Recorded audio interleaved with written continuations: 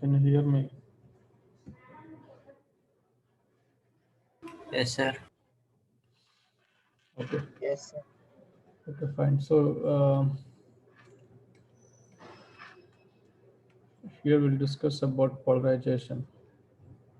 So polarization of EM wave. Yeah.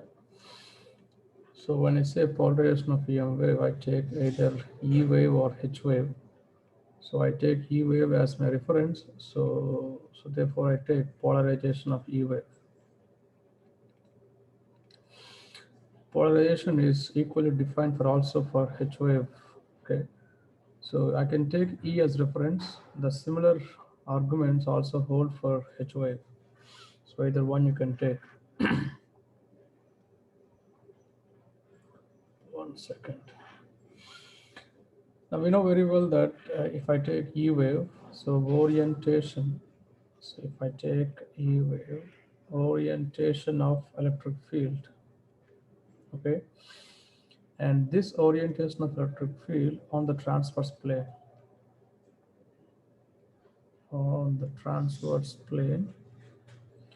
and transverse to direction of propagation. So we know very well along this K, you have direction of propagation.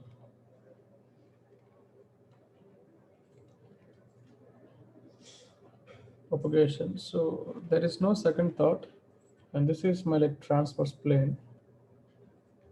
This is my transverse plane. So on which I can take polarization vector. Agree? Say you have two directions, direction A and direction B. Okay, so this polarization vector is rotating like this. It is rotating. It's not fixed like that. Say it's rotating in its course of travel along this K.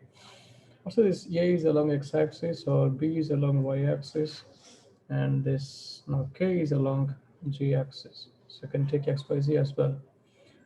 Now you can decompose the polarization vector P into two orthogonal directions A and B. So you have P, this polarization vector, this P. I can decompose into two orthogonal components, PAA and PBB. So A and B are two orthogonal directions. All right. So you can see the angle between A and B is 90 degree now. So and it's very simple now. A is perpendicular to B. A is perpendicular to B, and this B is also perpendicular to K. Or can like K like this, whatever. Doesn't matter. So now what happens is that so with this our electromagnetic wave becomes like this. Our EM wave,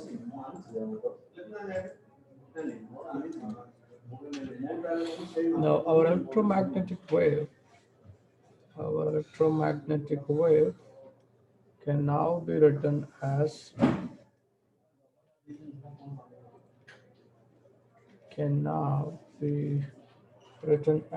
yeah, what is my E?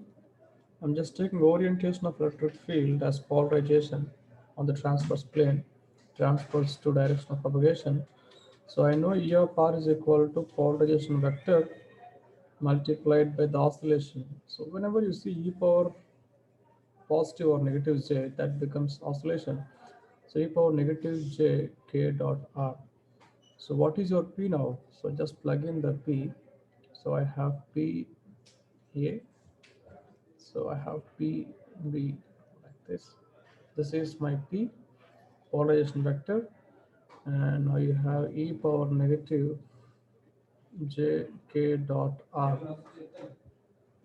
Okay. Now this PA and PB, they are in general they are complex. So PA and PB. So these are just complex numbers.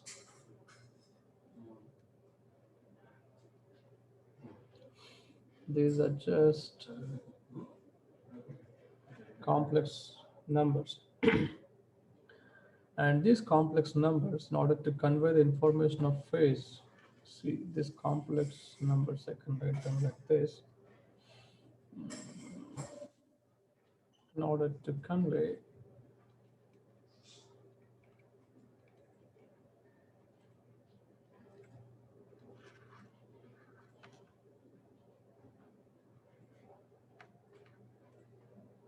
I can write down like this.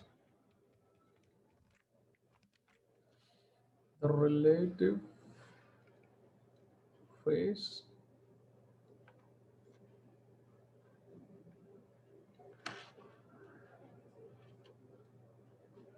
each of these components.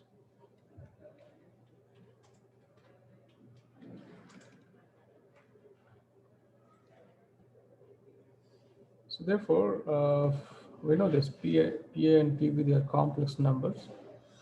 So they just convey the phase information, relative phase information between this PA and PB orthogonal components. So therefore it is simple. Now we take PA. So PA, I can write it down into, it's a complex number, so you have both magnitude as well as phase. So I take a phase like this, some phase, e power j phi a. Similarly, PB is equal to say EB, e power j phi b. Okay. Now you just plug in this PA and PB in your main equation. So therefore you have E of R equal to EA, e power j phi a. You have A roof plus EB, e power j phi b, B roof multiplied by e power negative j k dot R.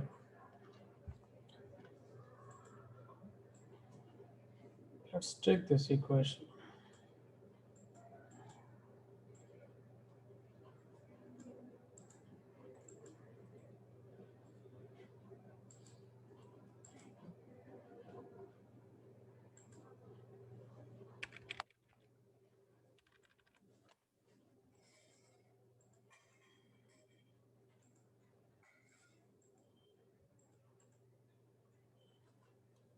So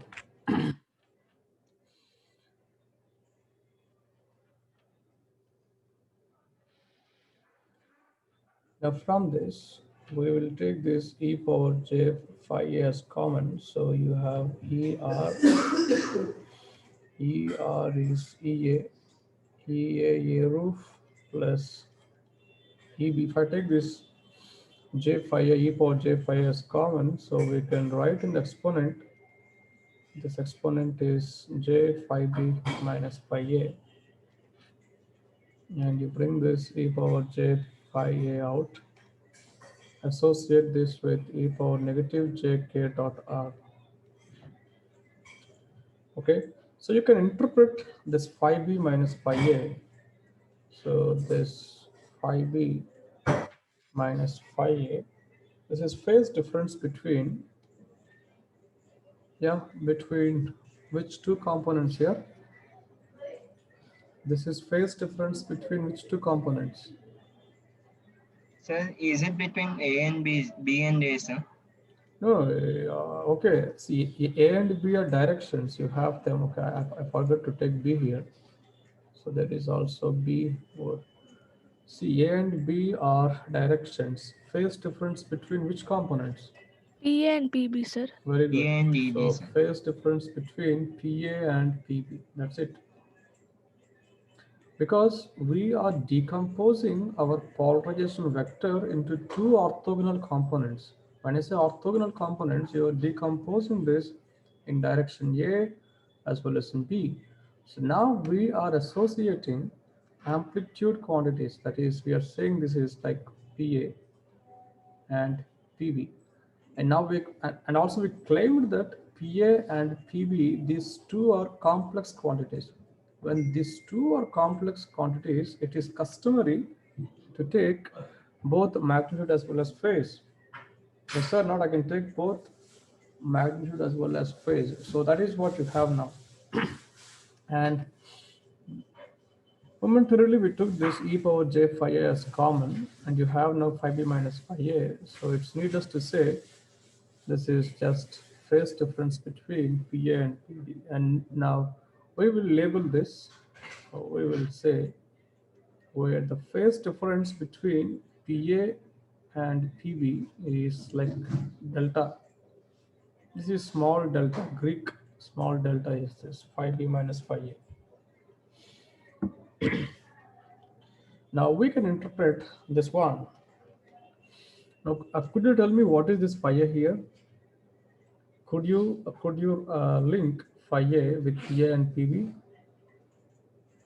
It is a phase difference of P of A, sir.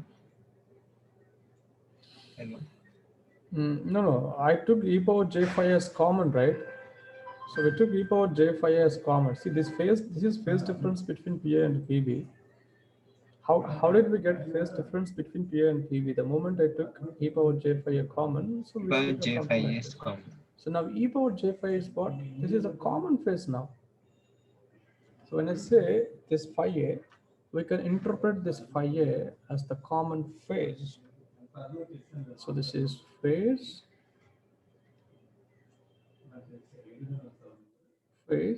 common to both PA and PB. Agreed? Because we just took this as common. Now this Yes, is sir. associated with both the terms. So therefore we could say we can interpret this exponent, this phase. This is common to both PA and PB. Okay. So now what you do as you have something as common between for both P and PB. So we will say that phi A is equal to some phi. This is a common phase. And this is common phase. I hope you're able to experience the meaning of phase, because a traveling phenomena will always associate in its course of travel both varying amplitudes as well as phase accumulation. When something is moving from one point to other point, it has to accumulate phase in its course of travel from one point to other point. Everyone should understand the meaning of phase, because if you really think phase means every time like theta, phi, something like that, there is nothing out of that. So you have to physically understand the phase. If time permits, I can tell you how something in its course of travel from one point to other point should accumulate phase. So because phase changes from point to point. Now, if it is a lossless medium, amplitude won't change. But if it's a lossy medium, amplitude also changes from point to point. So that we have to account in loss dielectric media. So therefore, our final expression is as follows. So now our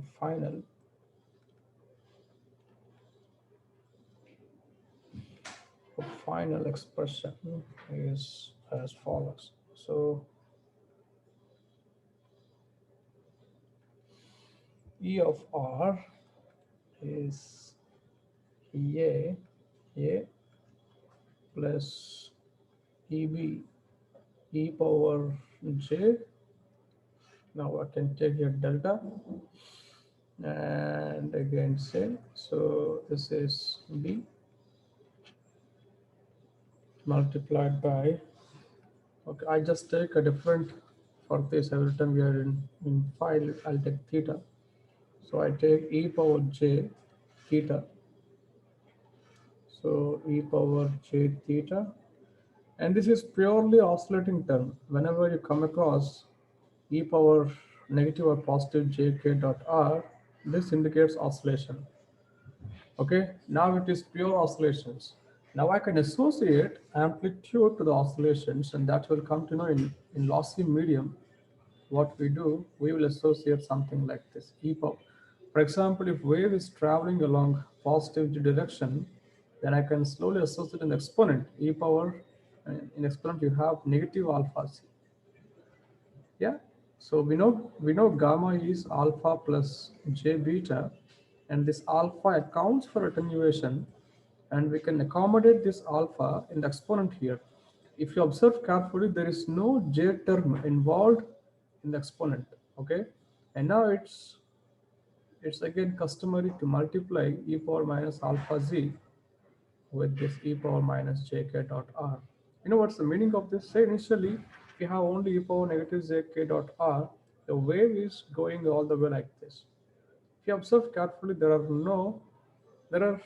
is nothing to do with these amplitudes. I mean, amplitudes are remaining same in its course of travel from one point to other point down the medium.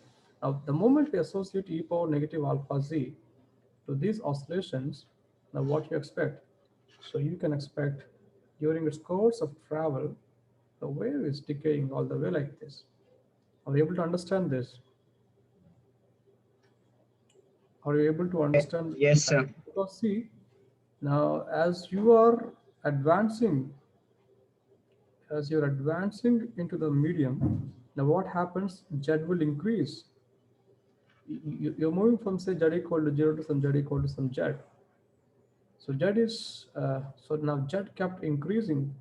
So in this case, this e power negative alpha becomes, I mean, e power negative alpha z becomes even less quantity.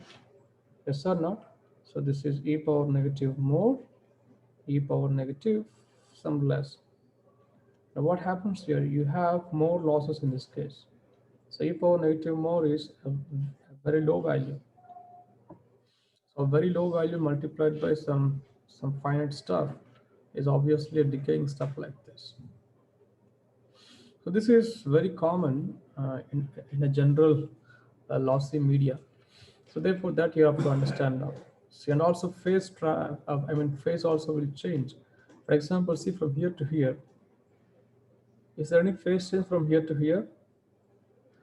Over a journey of lambda, there is a phase change of 2 pi radians. Agree? Can I say like this? Yes, sir. Over a journey of lambda, there is a phase change of 2 pi radians. When I say there is a phase change of 2 pi radians, that means there is no phase change. Agree? Agree.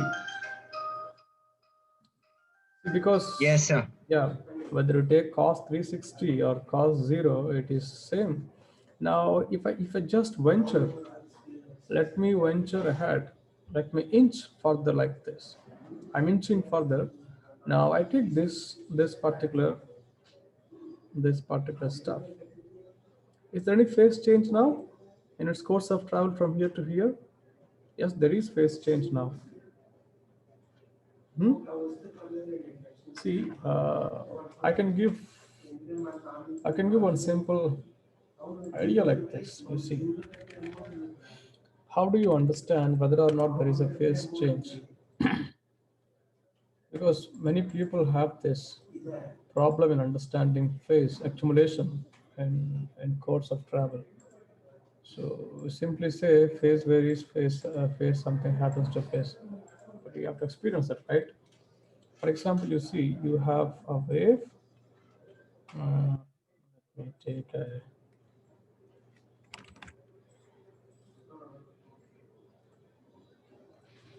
you try to understand this. There's nothing big deal in this. So okay, this is x and this is f of x. Okay, you have a univariate function, single variable x. Now I can take something like this.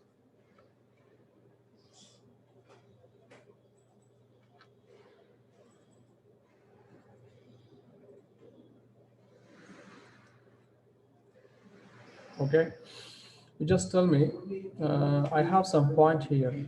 This point, I will take it as a, and I have some point here. This point, I'll take it as b. I have some point here. This point, I take it as c. I have some point here, d. Let me take some point here, e. Just taking some random points here. Okay, so then I take some point here, f. Take some point here, g. This is h. Uh, this is some point chi. This is some point j. If I ask you, is there any phase difference between C and G? Do you think there is phase difference between C and G? This is a wave. A wave is traveling like this. Okay, it's going all the way along x-axis. Now just tell me, is there any phase change between C and G, point C and G? Any behavioral change otherwise? Is there any behavioral change otherwise? No, sir. You think properly. See, we can associate behavioral change with phase. You can understand phase like that. Okay, phase is otherwise it is hard to realize. So, but we can make it happen. Something this way. You just draw a wave, and you just consider 2 points located somewhere on the wave like this. Now, one of one of your friends said, okay, but good Vishnupriya, but C and G, there is a phase associated between these 2 points because you see, C is a downfall. That means you're coming all the way like this. Yes or not? You're coming from B all the way through this C to D and so on. All right. But what happened to G? The moment you are at G, now you would see like this. You are ascending. Yes or not? Yes or not? Yes, sir. So behavioral change Yes, is there sir. right between these two now. Yeah, it seems that seemingly you may assume that these two have no behavioral change. Yeah, because they are right next to each other. But in fact, or in general, you would see now you have a downfall and you have an ascent behavior at this case. So therefore, you would say there is a phase change or there is a phase difference associated between these 2 points C and G. Similarly, what do I say between B and H? Is there any phase change between B and H? I No, would sir. say, yeah, okay, if I take a 2 pi radians, if I take a lambda over which there is 2 pi radians, so I would say there is either 2 pi phase change or there is no phase change because they're same, you see. The behavior, this point, someone is reaching B and from here you're going down. What are you doing here? At this point, you're going to H and going to down. So both have same behavior, right? Yes or no? Behavioral wise, Yes, both are sir. same. So therefore, you could say either you have 2 pi phase change or there is no phase change. All right, so that's the case. Now, what do you think at difference between C and I? Behavioral wise, how these two are now? Are they same or different? Behavioral wise, Same, sir. same Because because both are yeah, decreasing. both are coming down from here to here, coming down like this. And what do you think? What do you think at D and F? I have D and I have F here. What do you think at D and F now? There is a phase change, sir. Yeah, because you see all the way you're coming from up and you're going down like this. And what happens here is that you're coming this way and going all the way up. There is phase change. All right. So it's and what about A and G? Say they are in same level. And what do you think about A and G? What do you think about A and G? There is no phase Yeah, there is difference, no sir. phase change because you're going all the way like this, coming all the way, and again going all the way this way. So there is behavioral wise there is no change. So they have same demeanor, or there is no phase difference associated between these two. So, so this is very important point to note down. So you will never have any problem if you understand this particular stuff. Okay. So therefore, you have to understand in course of travel, there will be phase accumulation that you have to take into account. So that information we can see with the beta. How so? Yeah, in this formula, the right hand side you will have the components mu, sigma, omega, epsilon. So how a traveling wave or how we are uh, procuring information from mu, sigma, omega, epsilon, and how are we accounting this information in beta? And now we are saying that with this, now this beta has all phase information. Similarly, we can develop a formula for alpha, and again you have same parameters mu, sigma, omega, epsilon, and how again these parameters are accounted for alpha, yeah, to understand this attenuation constant. So some part of this is going to beta and the remaining part of this is going to alpha. So how are we utilizing, these two part wise for beta and alpha respectively, that we will see again.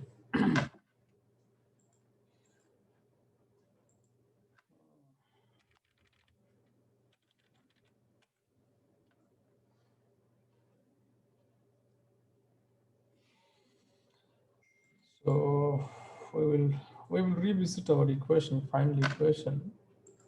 So final equation is E of R is equal to E naught A, sorry, EAA plus what do you have? EBB. Anything else you have here? I'll take this is EB and you have E power E power j A delta c. delta and you have B. So this multiplied by, now you have common phase difference. You have common phase between PA and PV, and that is e power j theta. And you have oscillation term e power negative j k dot r. All right.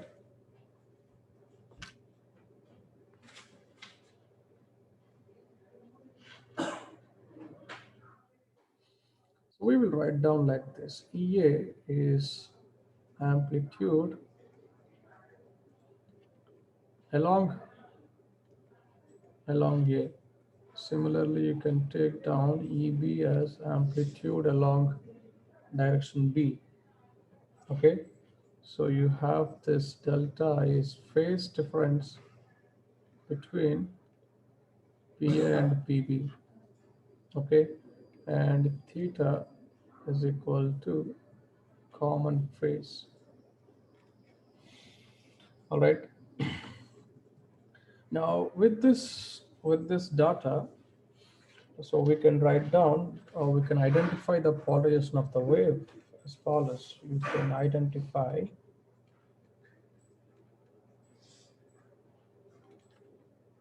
the polarization of EM wave. Let me use an article here. Okay. So now what I do, so I'll just take two labels, polarization, designation. Just taking here so I'm just taking here polarization designation and let me take its mathematical definition.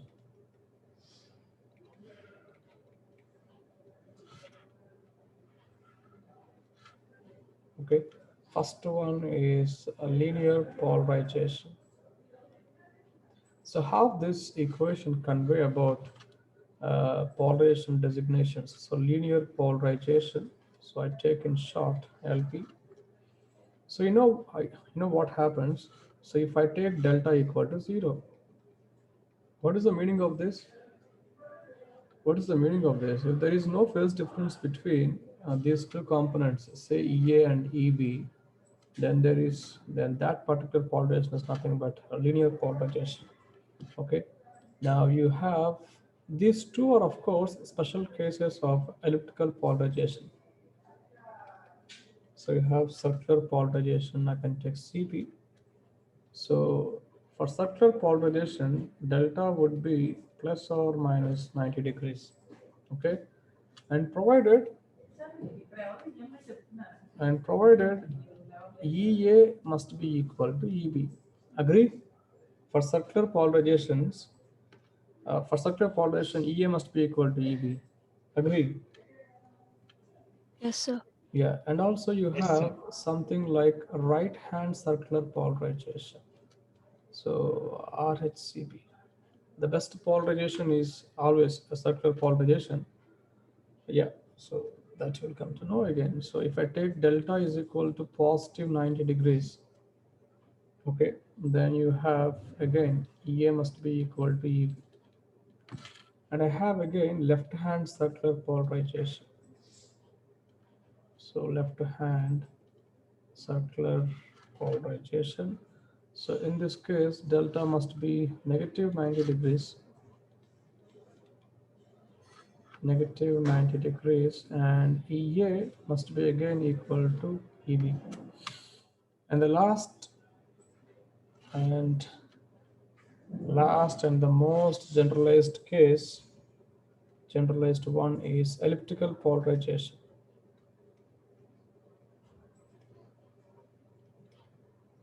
Elliptical polarization. What do you think of this? Elliptical polarization means again same thing. I have the same phase difference like 90 or minus 90, whatever.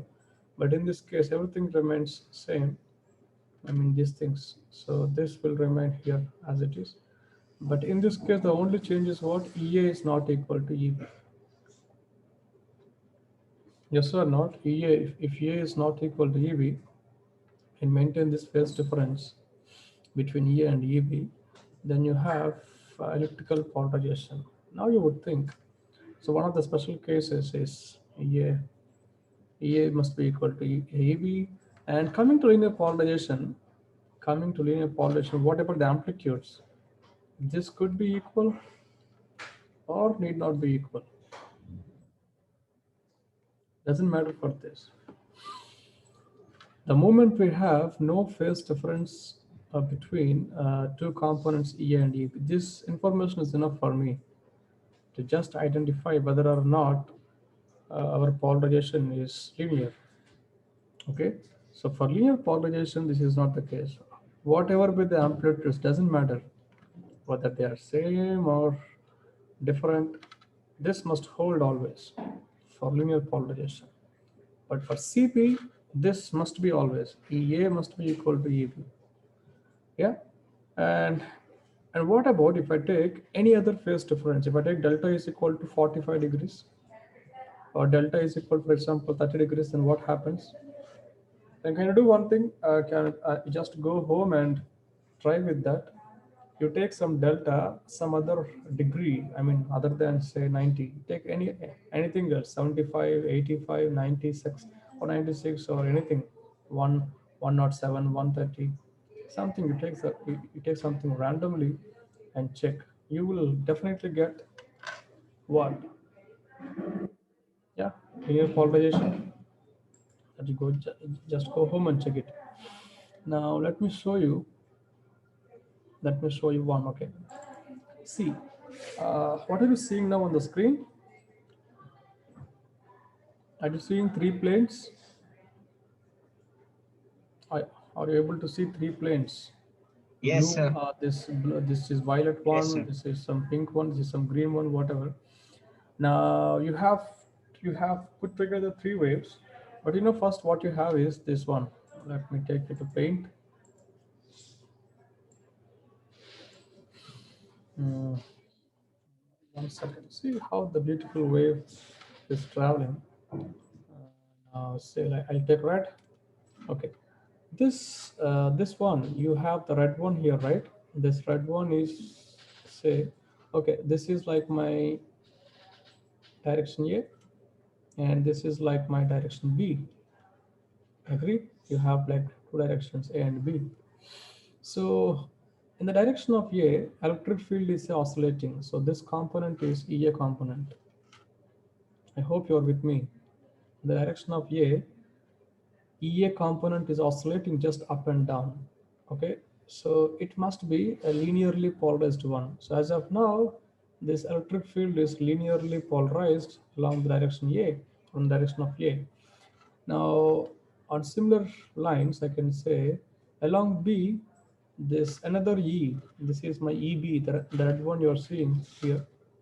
This one is your EB. Okay, so EB is oscillating along B. So you have another linear polarization. Now, do you think there is? There is phase difference between A and EB? Is there any phase difference between EA and EB in this figure? Yes or not? Hmm? Yes, sir. No. Why yes? Why yes here? See, EA just started here.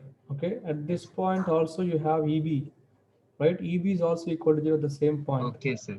Now EA is maximum somewhere here. That means at this particular Z axis, this is going along Z, for example. So at this particular Z, EA is maximum. At same Z, what about EB? EB is also maximum. Agree? Agree. Yes, sir. Yeah, Yes, sir. and at this point, EA is again coming to 0. And what happened to EB? EB also came to 0 at the same It's point. 0. So therefore, they're behaving just like that. That means they're behaving just identical everywhere. That's it. So therefore, we could say there is no phase difference between EA and EB. When the delta is equal to 0 between EA and EB, then what kind of polarization you have? What kind of polarization you have here? Linear polarization, sir. Linear polarization, that's it. Whether EA equal to EB or unequal doesn't matter, as long as we have this delta equal to 0. So without second thought, you can vote for linear polarization. That's it. So you have only two waves in this picture, EA and EB. So if I add these two stuff, if I add EA wave with EB wave, then what do I get? I get this green wave. All right. So I get this green wave. I'm just adding these two. So adding these two means it's not like adding these two. You have to take this way, right? Because EA is a vector oscillating up and down along A, and EB is another vector oscillating up and down along B. Okay, so you have to add them vectorially, right? So how can you add them vectorially? On transverse plane, this is my resultant vector. Agree? Agree? Yes, sir. And that is what this. And the resultant vector ER is equal to this, ES square plus EB square. And from this, say, A, from the vector A, what's the degree here? What degree we have? 45 degree. From vector B, you go up, again you have same 45 degrees. Yeah. So tan inverse, see, that means at this particular angle, you have the resultant vector. So therefore, you could see at 45 degrees, you have a slanted wave like this. You have a slanted plane on which a wave is now oscillating. Understood? Yes, Understood? Yes, sir. sir. Yeah. So Yes, sir. linearly polarized, please don't think that a wave should go either vertical or horizontal. It could be any direction, doesn't matter, okay? Any direction. But thing is that there must be no phase difference. That's it. So we already observed the animation for linear polarization. So linear polarization of E wave. So I can show you one animation here. Is that animation? Let me take some GIF. Show you one GIF here. Are you seeing this on the right side? Yeah. Yes, sir. See, in its course of travel along G-axis, now you could see the oscillation vector on the transverse plane, where the transverse plane is here XY plane. See, the linear polarization is something like this. It is oscillating this way. I mean, yeah. Along this diagonal, it is oscillating. This is the case. This is one of the cases, or you can take this one.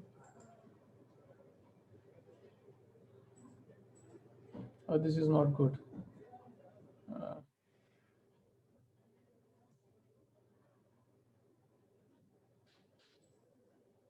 okay, anyways, I think you understood. You're not getting the right picture here.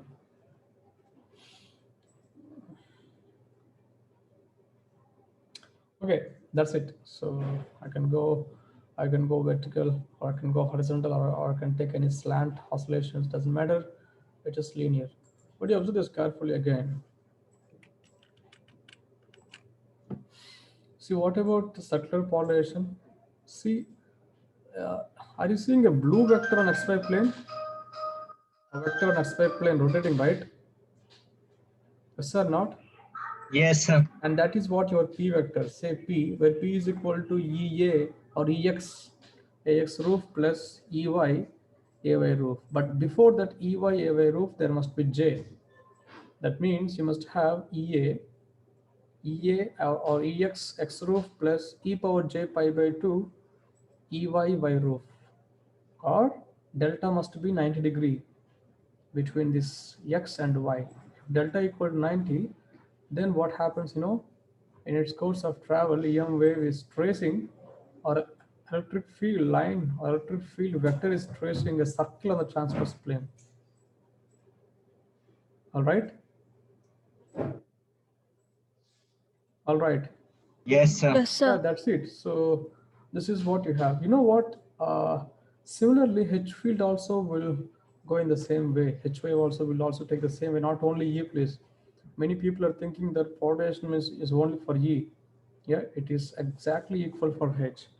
Either you can take E or H. If you take H, then you can derive E out of it. If you take E, you can derive H out of it.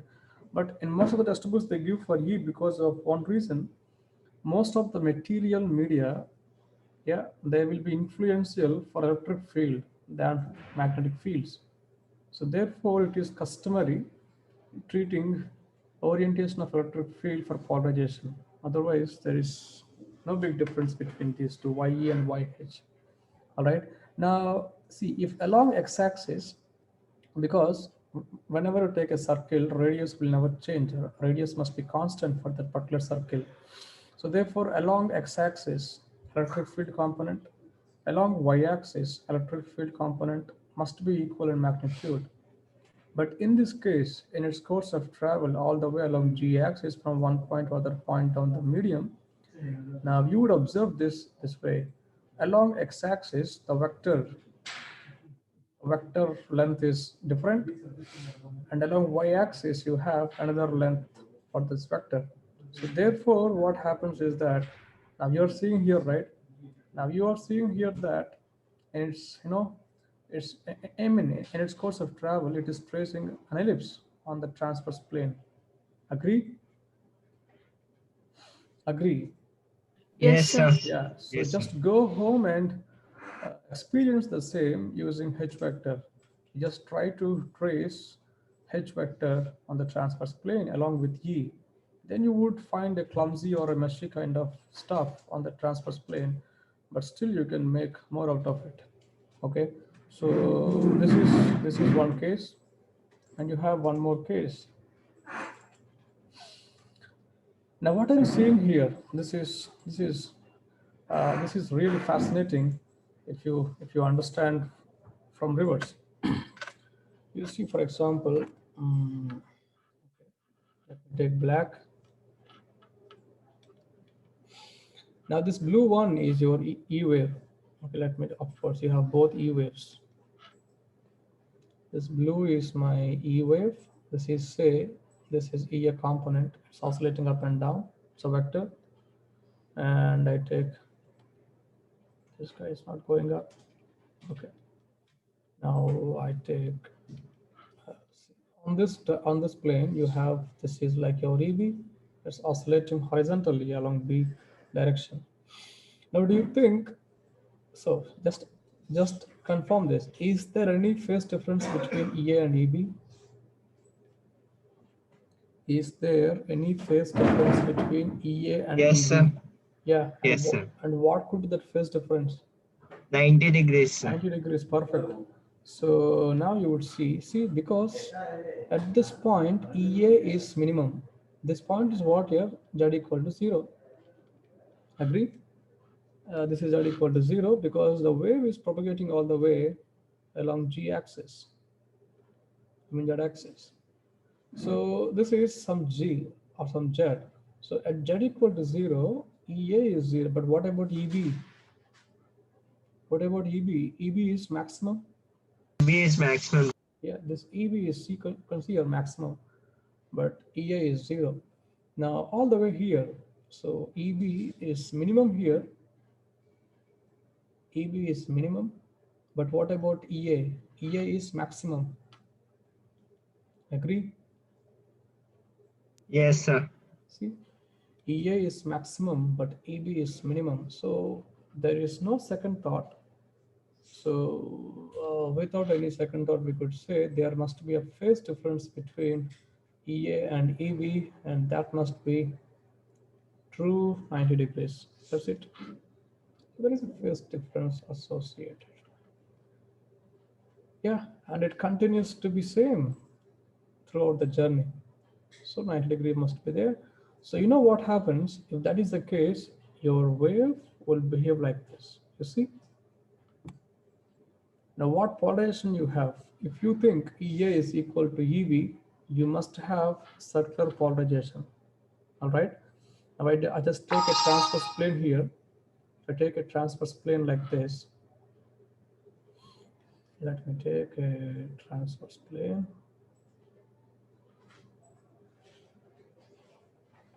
Transverse plane, something like this. Okay, now I would see a circle on this. Agree? So there must be a circle. Yes, sir. Yeah, it's because the electric field vector is tracing a circle on transverse plane. You would see now, what it is just showing the footprints of EA and EB, while the green vector is rotating, see this way, starting from here, rotating like this, rotating. It's going this way. That's it. For example, it's like this, okay? Suppose you're washing clothes, say in your balcony. My bucket is tilted, okay? Washing clothes in a balcony. Okay. You want to hang your clothes in the sun, and before that, say, you just dip your clothes. This is water.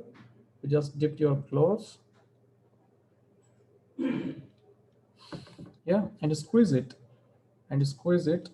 until all the water is off from this cloth.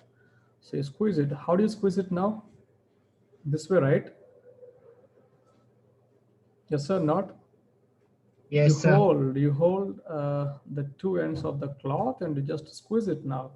So now you would see this kind of behavior that way. But of course, this says that something is going this way and something is coming this way, but just visualization stuff and nothing else. Okay. But in this case, it is just going one direction. Right. So another case we will take.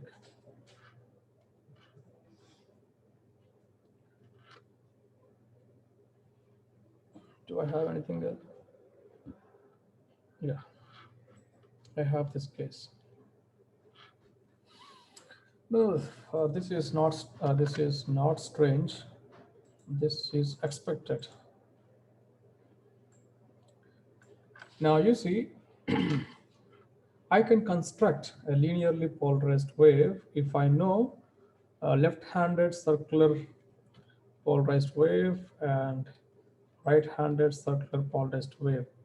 If I just sum up these two quantities, again what we get this linearly polarized wave. That's it. Are you able to understand this? I have left-hand circular polarization and right-hand circular polarization, Again, if you try to add these two, you will get back your linear polarization stuff. Yeah, you can Yes, experience sir. that. It's not a big deal. It's Yes. very simple. You can just go home and you can play with this. But whatever, the significance of polarization will be evident when you take applications of electromagnetics. Yeah, when you study about antennas, you will come to know that. When you study about waveguides, you will come to know about that. But anyways, we can summarize the stuff like this. So different polarizations can behave differently in different devices. Okay, and this is very important point to note down. Orthogonal polarizations, like the one you're seeing here on the left, orthogonal polarizations will not interfere with each other. Yeah. See, in communication also you do this. You model a channel in I think you will do this in I think next semester. Not I think in third year you will do this. You model a channel here, and you know what? For example, you are transmitting two signals, and two signals are occupying same bandwidth. For example, I have signal one. Yeah, some bandwidth is this, and I have signal two, and I have this signal is also occupying same bandwidth. Now it's very simple to think that when we try to uh, when, when we try to transmit two different signals occupying same bandwidth, we obviously think that they will interfere. Okay, but if there is orthogonality relationship between these two, if there is orthogonal relationship between these two signals, now however they occupy same frequency band, and even then it will never interfere. So therefore, of course, you learn these things in digital communications. So I can transmit two same frequency band signals in the same channel without any interference if they satisfy orthogonality between those two signals. Okay, that you will understand that. So the beauty of this orthogonality also holds true in electromagnetics. Yeah. So they will never interfere. You can just go with that, and they will never interfere. And that's what, of course, you're looking for. Now, especially this polarization stuff will come into light in one typical case. You know, when you are analyzing a device, you want to analyze a device. Now, if you're analyzing a device on the scale of wavelength, yeah, on the scale of wavelength, then this fellow is cardinal. I can say cardinal means highly essential or highly important. So polarization is really cardinal when you analyze a device on the scale of wavelength. Otherwise, simply I can put in one word like this: if you're analyzing very portable devices at really high frequencies, then you have to take this into account. So you can't really forget this. This fellow will come into picture, and also we'll learn this in the next topic. At the interface, for example, I have two medium one and medium two. At the interface, what happens now? An EM wave is coming all the way like this. It is hitting the interface. Now there may be chances of reflection and also say transmission. Okay. Now, the incident wave is having some polarization, and the reflected wave will take different polarization. So the incident polarization and reflection polarization may not be same. So from this, again, we can extract some information from this. So if there is polarization mismatch, now stuff is gone. Now you know what? The reflected wave is also carrying, say, some decent power.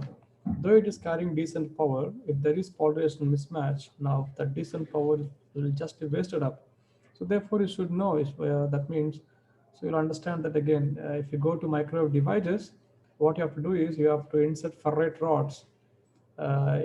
These ferrite rods will again correct this polarization mismatch. And of course, I just don't want to say all those things now. Okay. Now again, and polarization is quite evident when you analyze frequency of resonators.